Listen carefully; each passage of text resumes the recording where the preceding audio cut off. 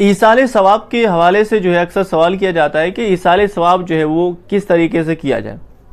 تو ایصال ثواب کا طریقہ یہ ہے کہ ثواب پہنچانے کے دو طریقے ہیں. ایک تو یہ ہے کہ آپ جس وقت عمل کر رہے ہیں تو اس وقت ہی آپ نیت کر لیں, اس عمل کرنے سے پہلے ہی آپ نیت شروع ہی سے کر لیں آپ نیت.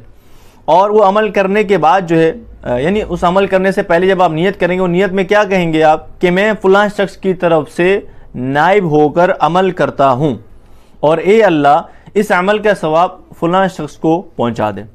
پہلا طریقہ. اور دوسرا طریقہ ثواب پہنچانے کا یہ ہے کہ جب جو ہے کوئی شخص عبادت کر چکے اس کے بعد جو ہے اور اس وقت جو ہے وہ اللہ تعالیٰ کی جانب میں جو ہے وہ دعا کرے کہ اے اللہ تو اپنے فضل و کرم سے اس عبادت کا اجر و ثواب فلاں شخص کو پہنچا دے. تو دو یہ طریقے ہیں. پہلے طریقے میں کیا ہے کہ آپ عمل کرنے سے پہلے ہی نیت کر لیں کہ اللہ یہ جو عمل کر رہا ہوں اپنے فضل سے اس کا ثواب اس کو پہنچا دے شروع ہی سے. اور دوسرا کیا ہے, آپ عمل کرنے کے بعد یہ نیت کریں کہ اللہ یہ جو عمل کیا ہے اس کے اوپر جو اجر و ثواب مجھے ملا ہے یہ فلاں کو پہنچا دیں. دو طریقے. اب جو ہے ثواب پہنچانے کے لیے جو ہے کوئی دن, کوئی مہینہ, کوئی بھی چیز جو ہے وہ مخصوص نہیں ہے. جس طرح چاہے آپ جو ہے ثواب پہنچایا جا سکتا ہے. اگر کھانا کھلا کر ایصال ثواب پہنچائیں تو یہ بھی جو ہے ہو سکتا ہے, کر سکتے ہیں آپ. لیکن اس میں جو ہے وہ سرمایہ کا جو ہے حلال ہونا شرط ہے. وہ جو مال ہے جس سے آپ خرچ کر رہے ہیں وہ حلال ہونا وہ شرط ہے. اور دوسری بات یہ ہے کہ یہ جو کھانا آپ کھلا رہے ہیں یہ یتیم و نادار اور مسکین و محتاج جو لوگ ہیں, مسافر ہیں یا بیمار, قیدی ہیں, طالب علم ہیں, ان کو جو ہے یہ کھلانا یہ زیادہ باعث ثواب اور اجر ہے.